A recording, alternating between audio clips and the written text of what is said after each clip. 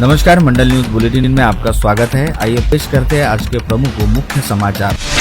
राज्य सरकार के गृह विभाग द्वारा आज शाम एक आदेश जारी करते हुए राज्य के 6 आईपीएस अधिकारियों का तबादला कर दिया गया, जिसके तहत अमरावती के शहर पुलिस आयुक्त नवीन चंद्र रेड्डी को नागपुर शहर पुलिस में सह पुलिस आयुक्त पद पर भेजा गया है। वहीं उनके स्थान पर अभी अमरावती शहर पुलिस आयुक्त के पद पर किसी की नियुक्ति नहीं की गई है। ऐसे में अब इस बात को लेकर उत्सुकता देखी जा रही है कि अमरावती शहर पुलिस आयुक्त के तौर पर नया चेहरा कौन होता है। राज्य शिक्षा बोर्ड द्वारा फरवरी-मार्च 2025 में ली गई कक्षा 10वीं की बोर्ड परीक्षा का नतीजा आज घोषित किया गया, जिसमें अमरावती संभागीय शिक्षा बोर्ड 92.95% परीक्षा परिणाम के साथ राज्य के 9 शिक्षा बोर्ड में 6वें स्थान पर रहा। अमरावती संभाग से कक्षा 10वीं की परीक्षा में 1,60,664 परीक्षार्थी पंजीकृत हुए थे, जिनमें से 1,58,931 ने परीक्षा में हिस्सा लिया और इसमें से 1,47,739 यानी 92.95% परीक्षार्थी उत्तीर्ण हुए। खास बात यह रही कि प्रतिवर्ष अनुसार इस वर्ष भी कक्षा 10वीं परीक्षा में छात्रों की तुलना में छात्राओं ने बाजी मारी। इस वर्ष कक्षा 10वीं की परीक्षा उत्तीर्ण होने वाले छात्रों का प्रतिशत 90.82% रहा। वही यह परीक्षा उत्तीर्ण होने वाली छात्राओं का प्रतिशत 95.40% रहा, यानी छात्रों की तुलना में उत्तीर्ण रहने वाली छात्राओं का प्रतिशत करीब 5% से अधिक रहा। इस आशय की जानकारी आज यहाँ बुलाई गई पत्र वार्ता में संभागीय शिक्षा बोर्ड के अध्यक्ष और सचिव द्वारा दी गई। की जे विद्यार्थी 10वी नंतर विविध कोर्सला जाऊ इच्छितात त्या विद्यार्थ्यांना कृपया आपण ही योजना मंडळाची त्यांच्यापर्यंत पोहोचवायची। जर कदाचित त्यांना अपेक्षेप्रमाणे यश मिळालं नसेल तर संधी आहे बोर्डांकडून त्यांना अधिक चांगले मार्क्स मिळवण्यासाठी पुन्हा परीक्षा देता येईल। जी आगामी परीक्षा होत असते पूर्वी परीक्षा, त्यामध्ये बसावं त्यांनी आणि आपले अपेक्षित यश हे संपादन करण्याचा प्रयत्न करावा। अमरावती जिले में 14 तहसीलों में से भातकुली तहसील 95.11% नतीजे के साथ सबसे अव्वल स्थान पर रही। वही जिले में सबसे कम 86.56% नतीजा धारनी का रहा। जिले की धारनी तहसील अंतर्गत कुसुमकोट खुर्द मोटफोर्ट कॉन्वेंट स्कूल का विद्यार्थी रहने वाले शुभम रामदास मराठे ने कक्षा 10वीं की परीक्षा में 500 में से 492 अंक हासिल कर 98.80% अंकों के साथ परीक्षा उत्तीर्ण की। साथ ही उसे 7 अंक अतिरिक्त भी मिले। इसके चलते उसके द्वारा अर्जित अंक 496 हो गए और उसे 99.20% अंकों के साथ उत्तीर्ण घोषित किया गया, जिसके चलते शुभम रामदास मराठे नामक यह छात्र फिलहाल सबसे अव्वल बताया जा रहा है। राज्य शिक्षा बोर्ड द्वारा विगत मार्च 2025 में ली गई कक्षा 10वीं का परीक्षा परिणाम आज घोषित किया गया। इस वर्ष राज्य में कक्षा 10वीं का परीक्षा परिणाम 94.10% रहा, जिसमें से कोकण विभाग ने 98.82% सर्वाधिक रिजल्ट के साथ बाजी मारी। वही 90.78% रिजल्ट के साथ नागपुर संभागीय शिक्षा बोर्ड सबसे पीछे रहा। साथ ही प्रतिवर्ष अनुसार इस वर्ष भी कक्षा 10वीं के परीक्षा परिणाम के छात्राओं ने शानदार प्रदर्शन किए। कक्षा 10वीं की परीक्षा में समूचे राज्य में शामिल छात्रों में से 92.31 छात्र उत्तीर्ण हुए। वही परीक्षा उत्तीर्ण होने वाली छात्राओं का प्रतिशत 96.14% रहा, यानी छात्रों की तुलना में उत्तीर्ण होने वाली छात्राओं का प्रमाण 3.83% से अधिक रहा। महाराष्ट्र प्रदेश भाजपा द्वारा आज राज्य में अपने नए शहराध्यक्षों व जिलाध्यक्षों की नियुक्ति को लेकर घोषणा की गई, जिसके तहत जहां अमरावती शहराध्यक्ष के तौर पर डॉक्टर नितिन दांडे की नियुक्ति की गई, वही अमरावती ग्रामीण जिला भाजपा को 2 हिस्सों में विभाजित करते हुए ग्रामीण जिलाध्यक्षों का चयन किया गया, जिसके तहत पूर्व विधायक प्रभुदास भिलावेकर एवं भाजपा ओबीसी मोर्चा के प्रदेश उपाध्यक्ष रविराज देशमुख जिलाध्यक्ष नियुक्त किए गए। साथ ही भिलावेकर के जिम्मे अचलपुर, दरियापुर व मेलघाट तथा रविराज देशमुख के जिम्मे तिवसा, मोर्शी व धामनगांव विधानसभा क्षेत्रों का जिम्मा सौंपा गया। यहाँ यह विशेष उल्लेखनीय है कि भाजपा नेत्री व पूर्व सांसद नवनीत राणा विगत कुछ अरसे से शहर सहित भाजपा की राजनीति में जमकर सक्रिय है तथा उन्होंने शहराध्यक्ष व जिलाध्यक्ष पदों के लिए हुई चयन और साक्षात्कार की प्रक्रिया में हिस्सा लिया था। साथ ही साथ पूर्व सांसद नवनीत राणा ने शहराध्यक्ष व जिलाध्यक्ष पदों के लिए भाजपा में अपने समर्थक रहने वाले पदाधिकारियों के नाम आगे बढ़ाने के साथ ही उन नामों के लिए जमकर लॉबिंग व फील्डिंग भी की थी। बता दें कि भाजपा के शहराध्यक्ष नियुक्त हुए डॉक्टर नितिन दांडे तथा मेलघाट के पूर्व विधायक व नवनियुक्त ग्रामीण जिलाध्यक्ष प्रभुदास भिलावेकर के साथ ही मोर्शी, तिवसा व धामनगांव क्षेत्र के नवनियुक्त रविराज देशमुख को भाजपा नेत्री व पूर्व सांसद नवनीत राणा वो पक्षधर व समर्थक माना जाता है, जिसके चलते इन तीनों पदाधिकारियों की नियुक्ति को लेकर घोषणा होते ही अब यह माना जा रहा है कि अब अमरावती शहर व जिला भाजपा में एक तरह से पूर्व सांसद नवनीत राणा का दबदबा कायम हुआ है और स्थानीय स्तर पर भाजपा में नवनीत राणा का कद व वजन काफी अधिक बढ़ गया है। भाजपा द्वारा आज अमरावती शहराध्यक्ष पद पर डॉक्टर नितिन दांडे तथा जिला अध्यक्ष पद पर रविराज देशमुख की नियुक्ति की है। जाते ही भाजपा नेत्री व जिले के पूर्व सांसद नवनीत राणा ने नवनियुक्त शहराध्यक्ष डॉक्टर नितिन दांडे के निवास स्थान पर पहुंचकर डॉक्टर दांडे सहित नवनियुक्त जिलाध्यक्ष रविराज देशमुख का तिलक कुमकुम लगाकर सत्कार किया। साथ ही दोनों नवनियुक्त पदाधिकारियों को उनके कार्यकाल हेतु अपनी शुभकामनाएं भी दी। भारत व पाकिस्तान के बीच 3 दिनों तक तीव्र संघर्ष हुआ और पहलगाम हमले के बाद भारत ने ऑपरेशन सिंदूर अंतर्गत पाक अधिकृत कश्मीर सहित पाकिस्तान में स्थित आतंकी ठिकानों को तबाह कर दिया। इस कार्यवाही में कई आतंकवादी भी मारे गए। वही अब दोनों देशों के बीच सीज फायर लागू हो गया है, जिस पर अपनी प्रतिक्रिया देते हुए प्रहार जनशक्ति पार्टी के अध्यक्ष बच्चू कडू ने कहा कि पाकिस्तान हमेशा से ही भारत के लिए सिरदर्द रहा है और हर बार छिपकर वार करता है। अंततः समस्या का स्थायी समाधान करते हुए पाकिस्तान को हर बार फिर भारत में शामिल कर लिया जाना चाहिए। इस काम के लिए यदि सैनिक कम पड़ रहे तो वे खुद और प्रहार पार्टी के कार्यकर्ता सीमा पर जाकर लड़ने के लिए तैयार है। ऐसे में अब पूर्व मंत्री बच्चू कडू द्वारा दिए गए इस बयान की अच्छी खासी चर्चा हो रही है। केरल व बिहार के पूर्व राज्यपाल व दिवंगत रिपाई नेता रासू दादा साहब गवई के ज्येष्ठ पुत्र न्यायमूर्ति भूषण गवई आज देश के 52वें मुख्य न्यायमूर्ति के तौर पर नियुक्त हो गए हैं तथा कल 14 मई को वे सर्वोच्च न्यायालय के मुख्य न्यायमूर्ति के तौर पर अपना पदभार संभालने जा रहे हैं। सुप्रीम कोर्ट के निवर्तमान मुख्य न्यायमूर्ति संजीव खन्ना आज 13 मई को सेवानिवृत्त हो गए, जिसके चलते केंद्रीय विधि मंत्रालय द्वारा विगत 29 अप्रैल को जारी अधिसूचना के मुताबिक न्यायमूर्ति संजीव खन्ना की सेवानिवृत्ति के साथ ही न्यायमूर्ति भूषण गवई की मुख्य न्यायमूर्ति पद पर नियुक्ति हो गई है और देश के 52वें सर न्यायाधीश के तौर पर न्यायमूर्ति भूषण गवई तो देश की राष्ट्रपति द्रौपदी मुर्मू द्वारा कल 14 मई को देश के सर न्यायाधीश के तौर पर शपथ दिलाई जाने वाली है।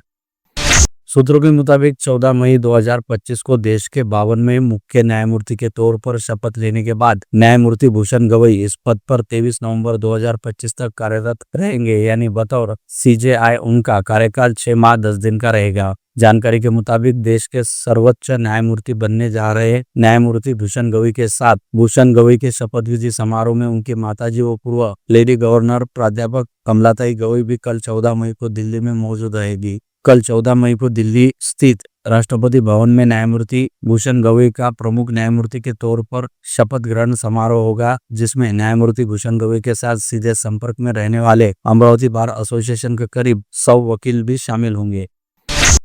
अमरावती के सपूत न्यायमूर्ति भूषण गवई की देश के प्रमुख न्यायमूर्ति के तौर पर 14 मई को आयोजित शपथ ग्रहण समारोह में शामिल होने हेतु दिल्ली रवाना होने से पहले उनकी मां प्राध्यापक डॉक्टर कमलाताई गवई ने मीडिया से बातचीत के दौरान इच्छा जताई कि आगामी समय में सभी चुनाव बैलेट पेपर पर होने चाहिए। ऐसे में अब न्यायमूर्ति भूषण गवई द्वारा बैलेट पेपर पर चुनाव करवाने को लेकर दायर याचिका पर क्या निर्णय देते हैं, इस और सभी का ध्यान लगा हुआ है।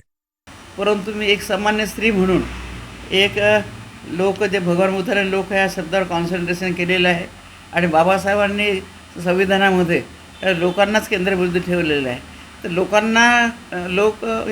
तर लोकांमधील एक व्यक्ती म्हणून मी तर साहजिक आहे मला काय वाटणार हे तुम्हालाही माहीत आहे। तर त्यामुळे मला सांगण्याच्या ऐवजी तुम्हाला माहीत आहे, परंतु तुमची जरी इच्छाच असेल तर बॅलेट पेपर हे केव्हाही चांगले आहेत।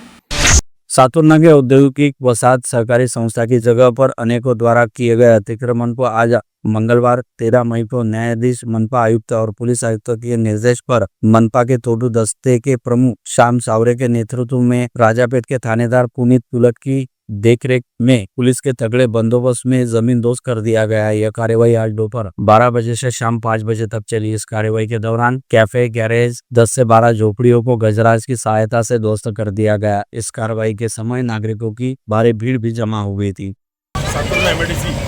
औद्योगिक संस्थेच्या वसाहतीची संस्थेची जी जागा आहे प्लॉट क्रमांक B69 आणि B70 या प्लॉटच्या समोर आणि जवळ काही लोकांनी तेथील प्रवासी लोकांनी झोपड्या बंदी पासे टाकून झोपड्या टाकून अतिक्रमण केले होते मोठ्या प्रमाणात। ते प्रशासकीय मंजुरीनुसार ते आज माननीय पोलीस आयुक्त कार्यालय अमरावती यांचे सहकार्याने आणि संबंधित परिसराचे जे इंजिनियर साहेब आहे उपयंता हे सुद्धा उपस्थित होते आणि भाजप स्टेशनचे गट साहेब आणि संबंधित सर्व पोलीस कर्मचारी यांचे सर्व सहकार्याने आजची जी कारवाई करण्याची हे पूर्णपणे राबविण्यात आलेले सर्व आणि तेथील रहिवासी लोकांनी सुद्धा सहकार्य केलेले आहे. अंबानगरी में अल्पवयीन अपराधियों की संख्या का प्रमाण बढ़ने का अंदेशा व्यक्त कर शहर जिला कांग्रेस अध्यक्ष बबलू शेखावत ने अपराधों पर नकल कसने की मांग पुलिस आयुक्त से की है। आज सीपी के नाम एक चिट्ठी भेजकर शेखावत ने कहा कि लगातार बढ़ रहे आपराधिक ग्राफ के कारण आम नागरिक चिंता में जी रहे हैं। ऐसे में गुनाहगारों पर अंकुश लगाना महत्व का हो गया है। उन्होंने पुलिस आयुक्तों से निवेदन किया कि शहर में बढ़ रहे अपराधों की रोकथाम की जाए, सामान्य लोगों को दिलासा मिलना चाहिए। चिट्ठी में शेखावत ने कहा कि रुक्मिणी नगर में वाहन का कट लग जाने के बाद मर्डर कर दिया गया। ऐसे ही शहर में छोटे बड़े अपराधों की संख्या बढ़ रही है। एमडी ड्रग्स और चाइना चाकू का सरेआम इस्तेमाल होता देखा जा रहा है। कांग्रेस नेता ने ड्रग माफिया पर एमपीडीए अंतर्गत कड़ी कार्रवाई करने की मांग करते हुए महिलाओं से छेड़छाड़ करने वाले मवालियों पर भी कड़ा एक्शन लेने का अनुरोध किया है। उन्होंने साइलेंसर हटाकर दोपहिया चलाने वाले वाहनों पर भी अंकुश लगाने का अनुरोध सीपी से किया है। शहर कांग्रेस नेता पूर्व जीप सदस्य तथा अमरावती जिला मध्यवर्ती सहकारी बैंक के संचालक हरिभाऊ मोड़ का बेटा वैभव मोड़ आज अचानक ही अपने घर से लापता हो गया है। खास बात यह है कि वैभव मोड़ का कल विवाह होना है और विवाह से ठीक एक दिन पहले वैभव मोड़ लापता है, जिसके चलते मोड़ परिवार में अच्छी खासी सनसनी व्याप्त है तथा वैभव मोड़ की गुमशुदगी को लेकर पुलिस थाने में शिकायत भी दर्ज कराई गई है, जिसके चलते वैभव मोड़ की तलाश जारी है। समाचार प्रसारित किए जाने तक वैभव मोड़ का कोई पता चल नहीं पाया था। एक और शहर के चौक चौराहों का आकर्षक सौंदर्यीकरण किया जा रहा है, वहीं दूसरी ओर घुमंतु चौक चौराहों पर अपना डेरा डालकर गंदगी फैला रहे हैं, जिससे शहर का सौंदर्य बाधित हो रहा है। इन घुमंतुओं को अपने गांव पहुंचाने की कार्यवाही तेज गति से करे, ऐसे आदेश मनपा अधिकारियों को क्षेत्र के विधायक सुलवा संजय खोड़के ने दी। अपनी मिलन सरिता के लिए प्रसिद्ध शहर के प्रथित यस सीए दामोदर खंडेलवाल को सर्वसम्मति से अमरावती टैक्स बार एसोसिएशन का अध्यक्ष मनोनीत किया गया। कार्यकारिणी में युवा सीए श्रेणी बोथरा, सचिव एडवोकेट संदीप अग्रवाल, उपाध्यक्ष और सीए भूषण लाठिया सह सचिव मनोनीत किए गए। नई कार्यकारिणी का काल 3 वर्ष 2025 से लेकर 2028 तक रहेगा। कार्यकारिणी सदस्यों में एडवोकेट अरुण ठाकरे, सीए गणेश अटल, एडवोकेट अयाज खान, एडवोकेट रजनीश केला, एडवोकेट नकुल राठी का समावेश है। उल्लेखनीय कि टैक्स बार एसोसिएशन के आईपीबी सीए जितेंद्र खंडेलवाल है। वडगांव मावरे फाटा के सामने रॉयल ओक के शोरूम के पास राटगांव रिंग रोड से लगकर पाइपलाइन फूटने की वजह से शहर में मंगलवार तक जलापूर्ति बंद रहेंगी। इस फूटी पाइपलाइन की मरम्मत का काम सोमवार की सुबह से युद्ध स्तर पर शुरू है। पहले गड्ढा फूटकर डिवाटरिंग किया गया, जिसके बाद रिसाव वाली जगह की मरम्मत करने का काम शुरू किया गया। इस जगह पर पूरी रात युद्ध स्तर पर कार्य शुरू रहेगा।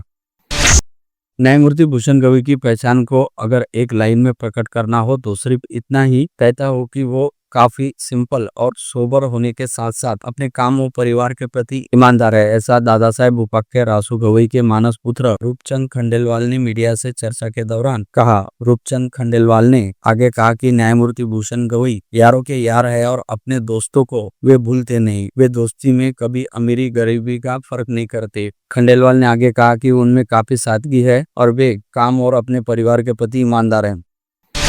धर्मवीर छत्रपति संभाजी महाराज की 368वें जन्मोत्सव उपलक्ष्य बुधवार 14 मई को नवसारी रिमोट में छत्रपति संभाजी महाराज चौक पर शाम 7 बजे मानवंदना कार्यक्रम का आयोजन शोध प्रतिष्ठान और संभाजी महाराज उत्सव समिति ने किया। विधायक अमोल मिटकरी का इस समय विशेष व्याख्यान होगा। विधायक मिटकरी महाराज के गौरवशाली इतिहास की शौर्य गाथा प्रस्तुत करेंगे। विधायक सुलभा कोड़के का संभाजी महाराज चौक को शानदार बनाने भरपूर फंड देने के लिए स्नेही स्वागत किया जाएगा।